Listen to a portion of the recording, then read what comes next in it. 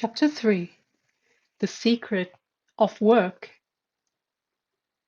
Helping others physically by removing their physical needs is indeed great, but the help is great according as the need is greater and according as the help is far-reaching. If a man's wants can be removed for an hour, it is helping him indeed. If his wants can be removed for a year, it will be more help to him. But if his wants can be removed forever, it is surely the greatest help that can be given him. Spiritual knowledge is the only thing that can destroy our miseries forever. Any other knowledge satisfies wants only for a time. It is only with the knowledge of the spirit that the faculty of want is annihilated forever. So helping man spiritually is the highest help that can be given to him.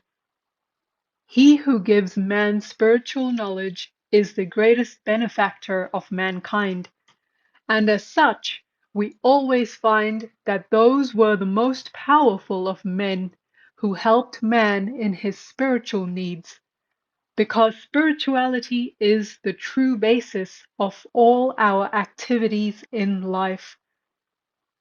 A spiritually strong and sound man will be strong in every other respect, if he so wishes. Until there is spiritual strength in man, even physical needs cannot be well satisfied. Next to spiritual comes intellectual help. The gift of knowledge is a far higher gift than of food and clothes. It is even higher than giving life to a man, because the real life of man consists of knowledge. Ignorance is death. Knowledge is life. Life is of very little value. If it is a life in the dark, groping through ignorance and misery. Next in order comes, of course, helping a man physically. Therefore, in considering the question of helping others, we must always strive not to commit the mistake of thinking that physical help is the only help that can be given. It is not only the last, but the least, because it cannot bring about permanent satisfaction. The misery that I feel when I am hungry is satisfied by eating, but hunger returns. My misery can cease only when I am satisfied beyond all want. Then hunger will not make me miserable. No distress, no sorrow will be able to move me. So that help which tends to make us strong spiritually is the highest. Next to it comes intellectual help, and after that, physical help. The miseries of the world cannot be cured by physical help only. Until man's nature changes, these physical needs will always arise, and miseries will always be felt, and no amount of physical help will cure them completely. The only solution to this problem is to make mankind pure. Ignorance is the mother of all the evil and all the misery we see. Let men have light. Let them be pure and spiritually strong and educated. Then alone will misery cease in the world, not before. We may convert every house in the country into a charity asylum. We may fill the land with hospitals, but the misery of man will continue to exist until man's character changes. We read in the Bhagavad Gita again and again that we must all work incessantly. All work is by nature composed of good and evil. We cannot do any work which is not good for somewhere. There cannot be any work which will not cause harm somewhere. Every work must necessarily be a mixture of good and evil. Yet we are commanded to work incessantly. Good and evil will both have their results, will produce their karma. Good action will entail upon us good effect, bad action, bad. But good and bad are both bondages of the soul. The solution reached in the Gita in regard to this bondage-producing nature of work is that if we do not attach ourselves to the work we do, it will not have any binding effect on our soul. We shall try to understand what is meant by this non-attachment to work. This is the central idea in the Gita. Work incessantly, but be not attached to it. Samskara can be translated very nearly by inherent tendency. Using the simile of a lake for the mind, every ripple, every wave that rises in the mind, when it subsides, does not die out entirely, but leaves a mark and a future possibility of that wave coming out again. This mark, with the possibility of the wave reappearing, is what is called samskara. Every work that we do, every movement of the body, every thought that we think, leaves such an impression on the mind stuff. And even when such impressions are not obvious on the surface, they are sufficiently strong to work beneath the surface subconsciously. What we are every moment is determined by the sum total of these impressions on the mind. What I am just at this moment is the effect of the sum total of all the impressions of my past life. This is really what is meant by character. Each man's character is determined by the sum total of these impressions. If good impressions prevail, the character becomes good. If bad, it becomes bad. If a man continuously hears bad words, thinks bad thoughts, does bad actions, his mind will be full of bad impressions, and they will influence his thought and work without his being conscious of the fact. In fact, these bad impressions are always working, and their resultant must be evil. And that man will be a bad man. He cannot help it. The sum total of these impressions in him will create the strong motive power for doing bad actions. He will be like a machine in the hands of his impressions, and they will force him to do evil. Similarly, if a man thinks good thoughts and does good works, the sum total of these impressions will be good, and they in a similar manner will force him to do good even in spite of himself. When a man has done so much good work and thought so many good thoughts, that there is an irresistible tendency in him to do good in spite of himself, and even if he wishes to do evil, his mind, as the sum total of his tendencies, will not allow him to do so. Then the tendencies will turn him back. He is completely under the influence of the good tendencies. When such is the case, a man's good character is said to be established. As the tortoise tucks its feet and head inside the shell, and you may kill it and break it into pieces, and yet it will not come out. Even so, the character of that man who has control over his motives and organs is unchangeably established. He controls his inner forces, and nothing can draw them out against his will.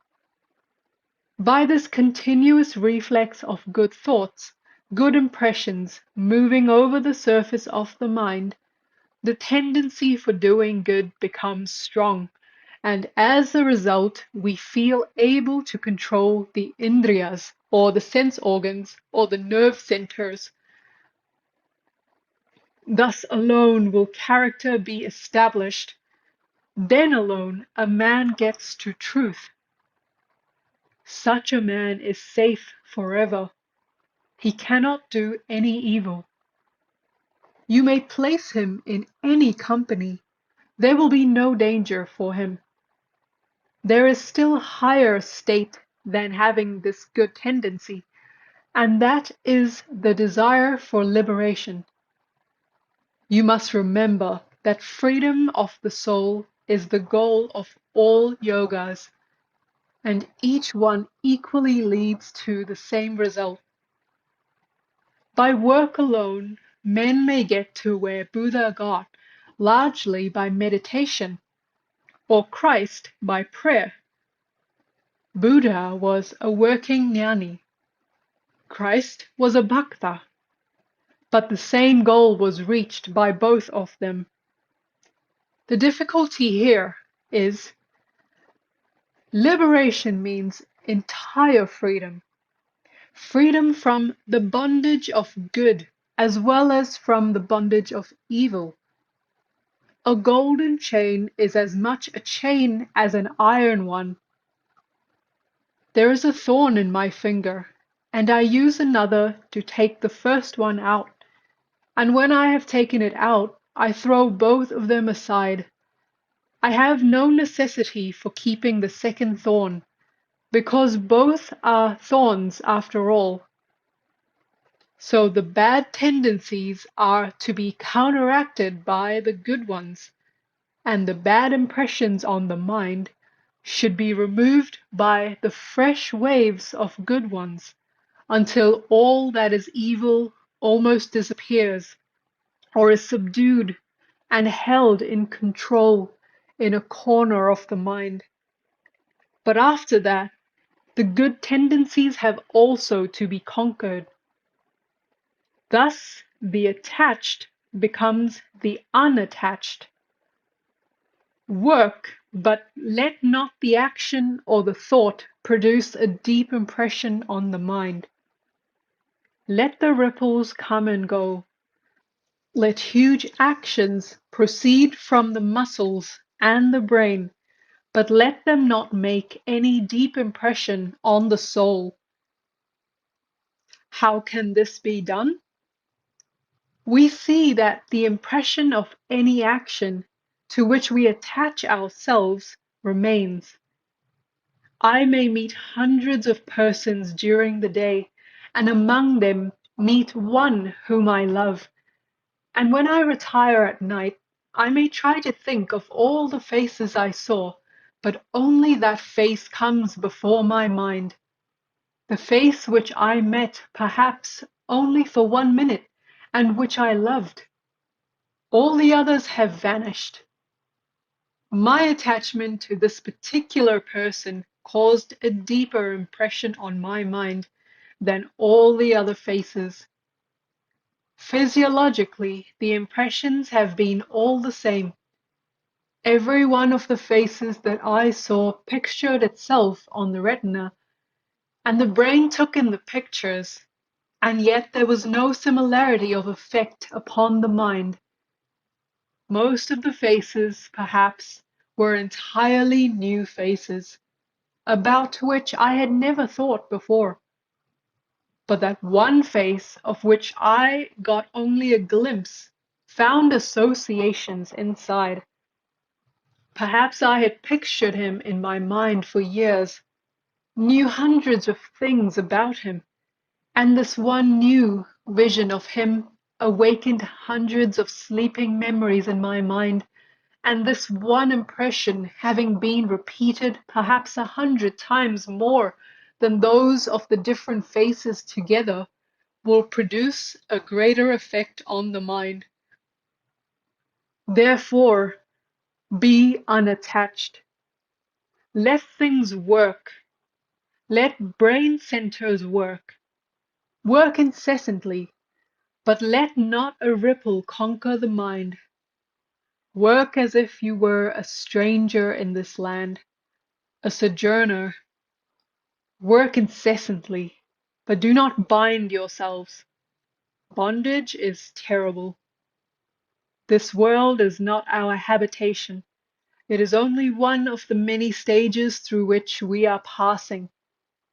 Remember that great saying of the Sankhya: the whole of nature is for the soul, not the soul for nature. The very reason of nature's existence is for the education of the soul. It has no other meaning. It is there because the soul must have knowledge, and through knowledge free itself. If we remember this always, we shall never be attached to nature. We shall know that nature is a book in which we are to read, and that when we have gained the required knowledge, the book is of no more value to us.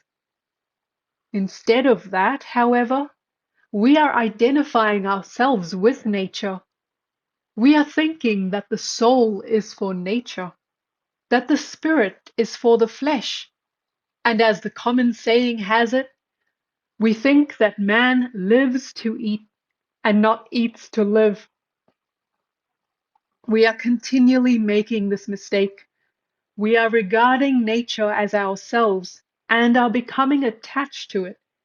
And as soon as this attachment comes, there is a deep impression on the soul, which binds us down and makes us work not for the freedom, but like slaves. The whole gist of this teaching is that you should work like a master and not as a slave. Work incessantly, but do not do slaves' work. Do you not see how everybody works? Nobody can be altogether at rest. 99% of mankind work like slaves, and the result is misery. It is all selfish work. Work through freedom. Work through love. The word love is very difficult to understand. Love never comes until there is freedom. There is no true love possible in the slave. If you buy a slave and tie him down in chains and make him work for you, he will work like a drudge, but there will be no love in him. So when we ourselves work for the things of the world as slaves, there can be no true love in us, and our work is not true work. This is true of work done for relatives and friends, and is true of work done for our own selves. Selfish work is slave's work, and here is a test. Every act of love brings happiness. There is no act of love which does not bring peace and blessedness as its reaction. Real existence, real knowledge, and real love are eternally connected with one another, the three in one. Where one of them is, the others also must be. They are the three aspects of the one without a second, the existence, knowledge, bliss. When that existence becomes relative, we see it as the world. That knowledge becomes in its turn modified into the knowledge of the things of the world. And that bliss forms the foundation of all true love known to the heart of man. Therefore, true love can never react so as to cause pain either to the lover or to the beloved. Suppose a man loves a woman. He wishes to have her all to himself and feels extremely jealous about her every movement. He wants her to sit near him, to stand near him, and to eat and move at his bidding. He is a slave to her and wishes to have her as his slave. That is not love. It is a kind of morbid affection of the slave, insinuating itself as love. It cannot be love, because it is painful. If she does not do what he wants, it brings him pain. With love, there is no painful reaction. Love only brings a reaction of bliss. If it does not, it is not love. It is mistaking something else for love.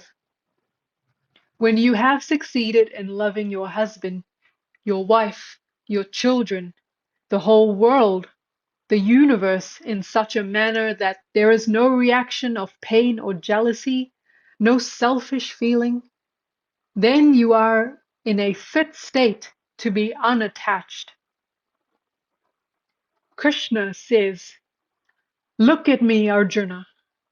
If I stop from work for one moment, the whole universe will die. I have nothing to gain from work. I am the one Lord. But why do I work? Because I love the world." God is unattached because he loves. That real love makes us unattached. Wherever there is attachment, the clinging to the things of the world, you must know that it is a physical attraction between sets of particles of matter, something that attracts two bodies nearer and nearer all the time, and if they cannot get near enough, produces pain. But where there is real love, it does not rest on physical attachment at all. Such lovers may be 1,000 miles away from one another, but their love will be all the same. It does not die and will never produce any painful reaction. To attain this unattachment is almost a life's work. But as soon as we have reached this point, we have attained the goal of love and become free. The bondage of nature falls from us, and we see nature as she is. She forges no more chains for us. We stand entirely free and take not the results of work into consideration. Who then cares for what the results may be? Do you ask anything from your children in return for what you have given them? It is your duty to work for them, and there the matter ends. In whatever you do for a particular person, a city, or a state, assume the same attitude towards it as you have towards your children. Expect nothing in return. If you can invariably take the position of a giver, in which everything given by you is a free offering to the world, without any thought of return, then will your work bring you no attachment. Attachment comes only when we expect a return. If working like slaves results in selfishness and attachment, working as master of our own mind gives rise to the bliss of non-attachment. We often talk of right and justice, but we find that in the world, right and justice are mere babies' talk. There are two things which guide the conduct of men: might and mercy. The exercise of might is invariably the exercise of selfishness. All men and women try to make the most of whatever power or advantage they have. Mercy is heaven itself. To be good, we have all to be merciful. Even justice and right should stand on mercy. All thought of obtaining return for the work we do hinders our spiritual progress. Nay, in the end, it brings misery. There is another way in which this idea of mercy and selfless charity can be put into practice. That is, by looking upon work as worship, in case we believe in a personal God.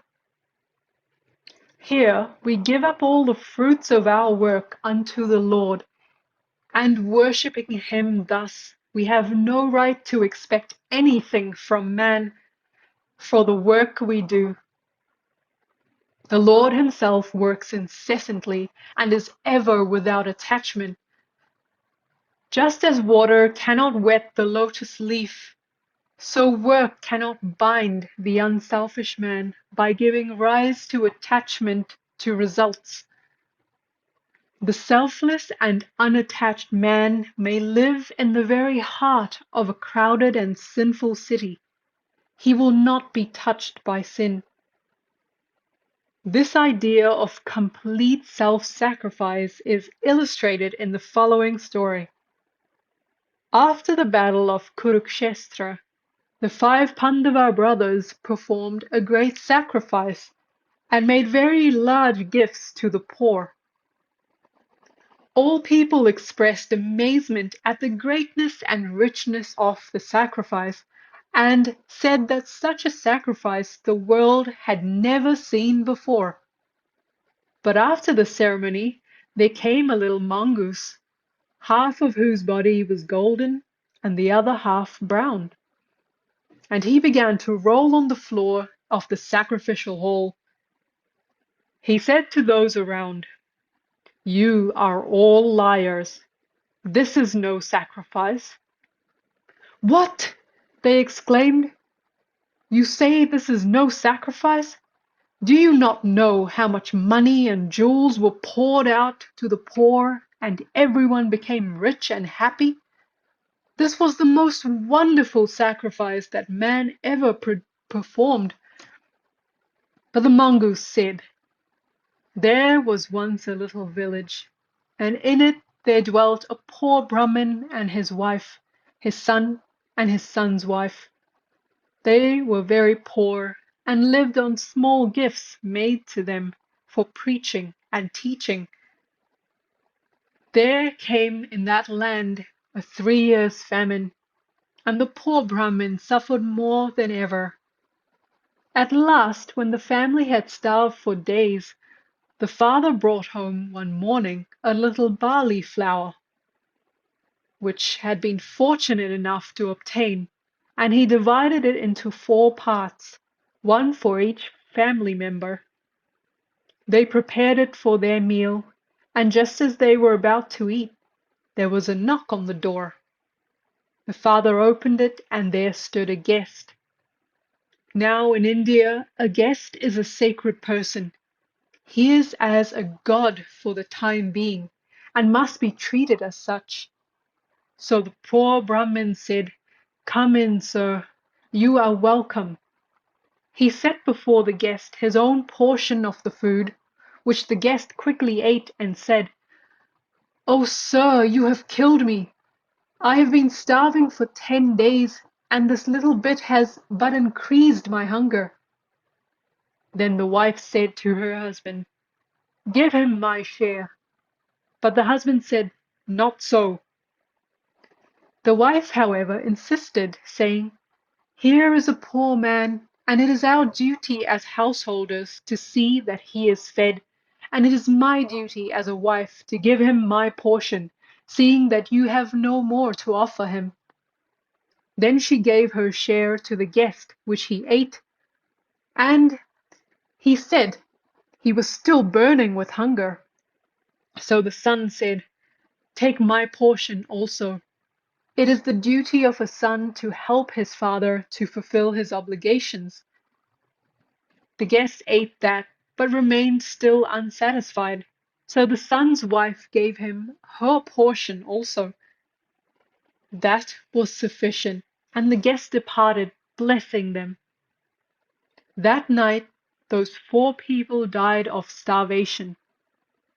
A few granules of that flour had fallen on the floor, and when I rolled my body on them, half of it became golden, as you see. Since then, I have been traveling all over the world, hoping to find another sacrifice like that. But nowhere have I found one. Nowhere else has the other half of my body been turned into gold.